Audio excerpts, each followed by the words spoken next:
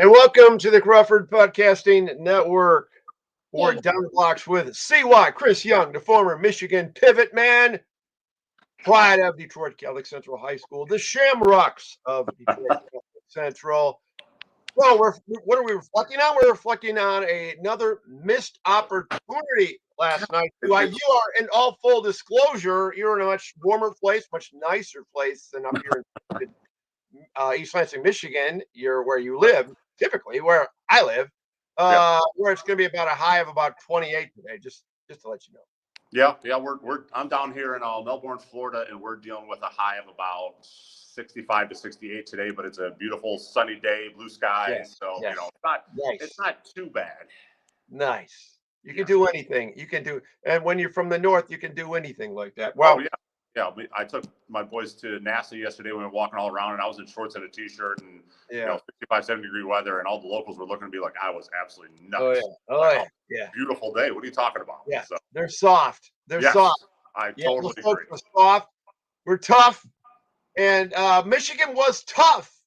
In particular, the first 10 minutes of last night's encounter, the first 10, 13 minutes, Yep. and this huge opportunity of a quad one win. I mean, the only Big Ten team right now, CY, ranked in the top 25. This is crazy. I've never seen that. At number one. But I say that, and I'm going to make this statement that I think the Big Ten, though, top to bottom, is not bad when you consider how, they're all kind of just a little, they're about average, maybe, but there's more balance. I'll just say that. I'm trying to be politically friendly. Absolutely. And anyone like me that watched the Michigan game last night on FS1, I mean, right before that was a great Iowa team that got beat by a good Michigan State team. Both those teams are definitely top 25 caliber teams. They're just not ranked. They're knocking each other off. Yeah. Well, and that's what we always do, year after year after year. But typically it's a top 15 team against a top 15 team, and then we're knocking one off. So one's dropping down into, the lower part of the top 25. This year, we just don't have anybody ranked because we've got teams from all over the country that are just playing unbelievable. I mean, from a team down here is 19-1. I mean, it's just unbelievable. So, Florida Atlantic. Yep. Okay. So I'm gonna throw some of these nuggets out from the stats last night. After the game, I went to the press conference. I'll just say that Hunter was pissed off. Sure. Hunter's kind of a laid back kind of. He's kind of a hard to gauge kind of guy, but he was irritated because I think these missed opportunities. It's getting super frustrating. I mean, and Joey Baker, who is the other player we talked about, but there's a lot of basketball be played, and the schedule's strong enough, to accomplish some things. I'm telling you what, you're running out of time here, folks, real quick. And last night, I mean, there was a great energy in the building. I mean, there were Purdue fans in there that what really frustrates me about Chrysler is this. The upper bowl is solid. Yep. What we used to call the gold, and the lower was the blue. I still refer to it that way. So the lower, the blue, was there's too many empty seats. I mean, I know it was a 9 o'clock, but you can tell the high donor type of, the high caliber type of season ticket holder wasn't there. Okay, well then, give your ticket to somebody, Michigan person who could be there, because that's embarrassing. I mean, that's true. I mean, but I'll tell you what, the crowd that was there brought it. There was a lot of energy in the building. Yeah. I thought starting out, I thought T. Will played great at time. I mean, he had some energy. I mean, Joey Baker start without Jet Howard. They seem to play. I'm just seeing. I'm saying what I saw. I saw more continuity without Jet Howard in those first 10, 13 minutes. I'm thinking, is it Jet Howard? I mean, what? Or is it just people sucking it up? And playing better. But they had the lead early on, and then all of a sudden they went back to their old ways. They went back to their old. And I go, oh God, here we go again. And they still missed 5 critical free throws and a couple front ends of 1-and-1s. And anyway, statistically, Hunter Dickinson led the Wolverines with 21 points. Kobe Buffkin had 16. Joey Baker had 11. One of Joey's better games, including bringing energy. Yes. I thought, especially down the stretch. Yeah.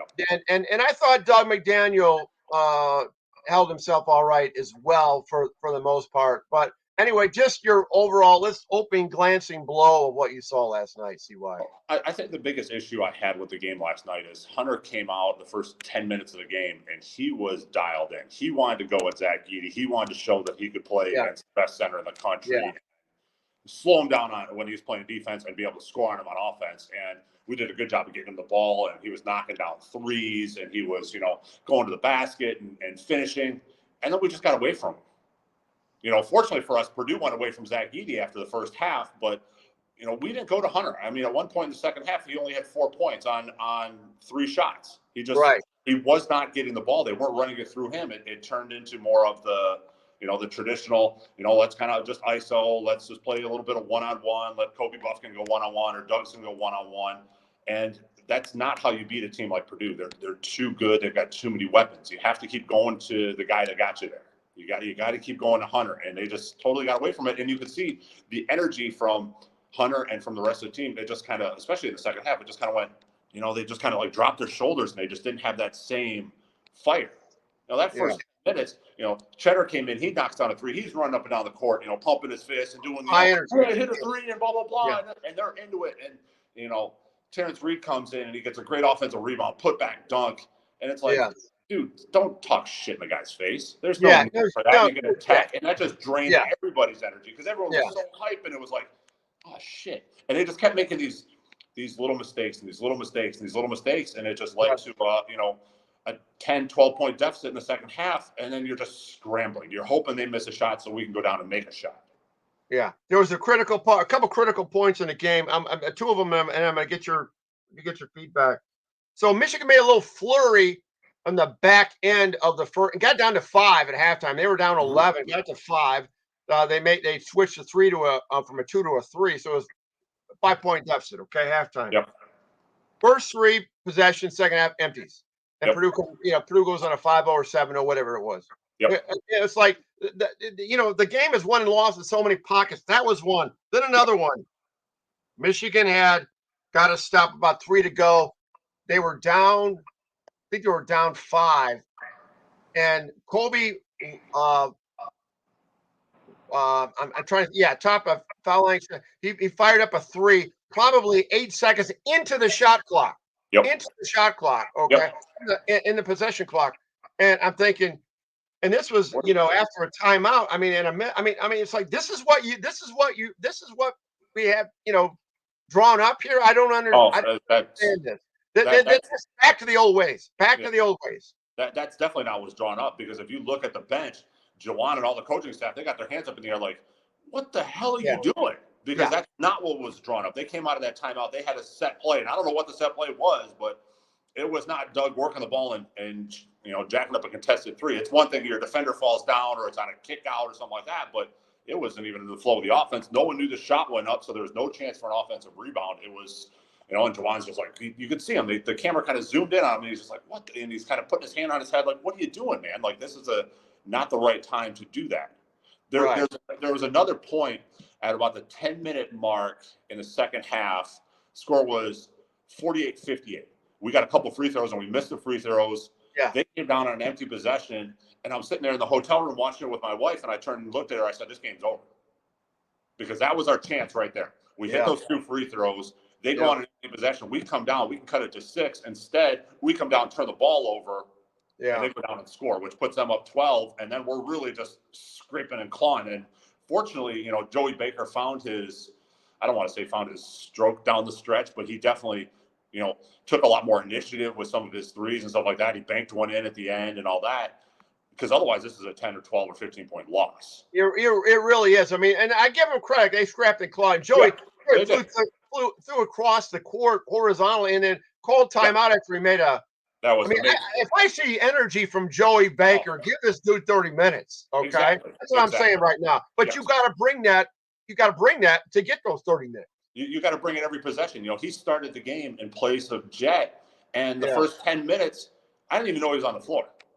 Yeah. I don't think he touched the ball except for to reverse it. I don't remember him particularly guarding anybody. Like, he was just kind of out there running up and down and not contributing at all. And then he got a steal, he got a hand on a ball, and he did some little things, but he didn't have, like you said, that energy that he had at the end of the game, which is why he got recruited to Duke, why he was such a high caliber recruit coming out of high school. Yeah. You got to do those little things. You Yeah. want to beat the number one team in the country, you got to do those little things. And that game, just like Kentucky and just like Virginia and just like Michigan State, it was on a platter for us.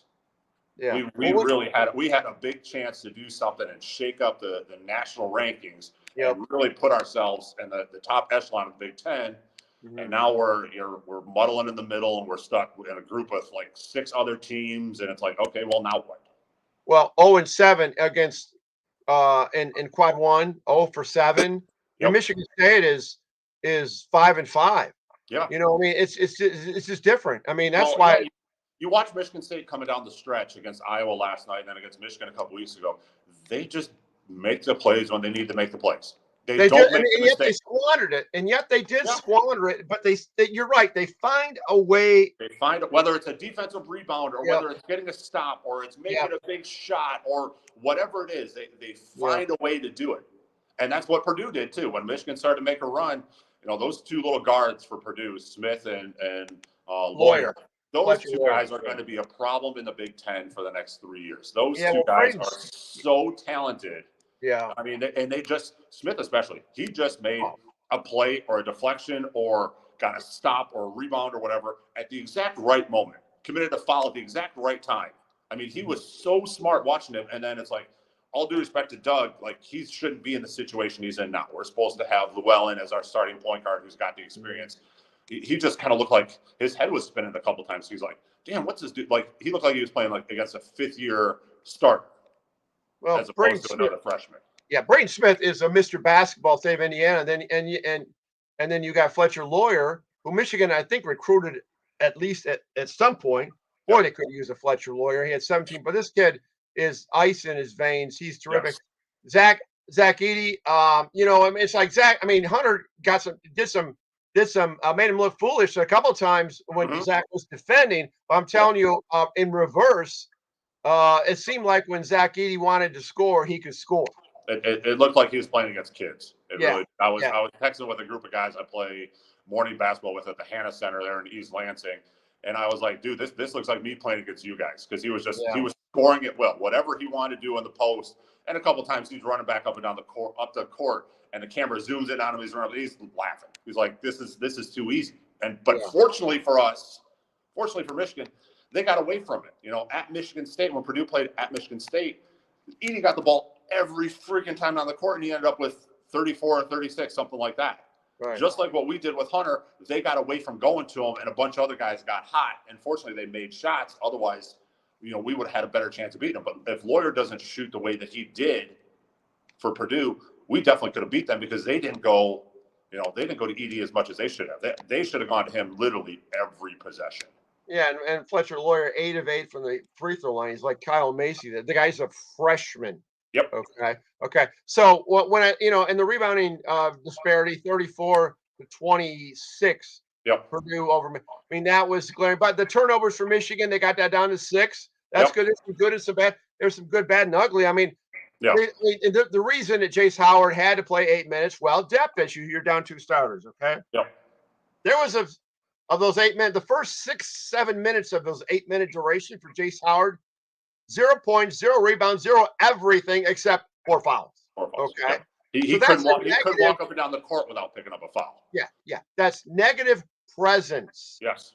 And the same thing, Isaiah Barnes, he's in there too soon in his stint. He's not quite ready. He brings some hustle. Yep. He may be a 3 or 4 minute guy, but he's not a 6.5 minute guy. Well, this is what happens when you have when you're down 2 starters. And I don't necessarily think Jet's going to play against Penn State. I don't know. When you don't even dress, that means you got some work to do in the training room. Exactly. You know what this is more than I do. So I don't know. I mean, where are you at? I asked this question to you. I asked it to Ralford. I asked it to Wayman. I mean, where are you at with this team as far as where do you think they're headed moving forward? Is there any viability? As I always say, you got to get to the 12-win mark in Big Ten play to go to Chicago and Big Ten tournament with secure feeling you're going to be in the NC2As. I mean, what are the chances of Michigan winning 7 more conference games? I mean, we've got the possibility to do it. We've got enough talent to do it. We just have to put it together. Like we keep putting it together for a 10 or 12-minute stint or a half. We need to put it together for a 40-minute game. And at least if we don't want to put it together for a 40-minute game, the last 5 minutes of these 5-6 point ball games, that's when we have to put it together. We have to figure out how to squeak out some of these wins. I mean, if we had half of these, 3, 4, 5 point losses as W's as opposed to L's, I mean, we're sitting pretty close to the top of the Big Ten. We're firmly in the tournament, but now we are seriously on the bubble. We have, a long road coming into the Big Ten tournament. We're going to have to win probably 3 games to get to the championship at this point, with the way the standings sit right now. And then do we get into the tournament? It all depends on what we do for that long weekend at the Big Ten tournament. Right now, I don't think we're a tournament team. But I think we're the type of team where we'd be pissed off that we didn't get to the tournament, go to the NIT, and win the NIT, because I think we have that kind of mentality. Yeah, but still, I mean, they got to win a lot. I mean, you got to be over 500 to do. I mean, there's some issues in that, and let's be real. This is a disappointing year for Michigan, because they've been in every game. I mean, they've been in one to two possession games. The only game they've been blown out is Arizona State. We've talked about that. So those are. So when you talked about, I want to get your viewpoint of this, because we talked about that Kobe Buffkin at the 3-minute mark, that ill-advised shot. Mm-hmm. What I mean, is that when you say the coaches their arms were up in the air? Is it their fault still? It's their fault to a point, and not coaching the kid up enough to understand time and score and game situation. You can't the coaches can't control what the guys do when they're out on the court, but they need to coach them up enough to know, look, we're down this many points. Purdue just had a miss, so we got a chance to make a good to have a good set, to make a good shot, to do something very positive, and you want to ISO and shoot a pull-up 17-footer. Yeah. That's not the ideal situation. You got to understand what's been going on. You got to understand our, Michigan's previous couple possessions. What did we do? Do we score? Do we, come with empty possessions? Do we turn the ball over? You have to understand that. You have to be able to, as a player, as you run up the court, replay what's going on the last couple possessions for your team and for the opposing team to understand, okay, this is what we need to do. We got to get a hard dribble drive at the bucket, because, the last 2 times now we've had, highly contested 3-pointers.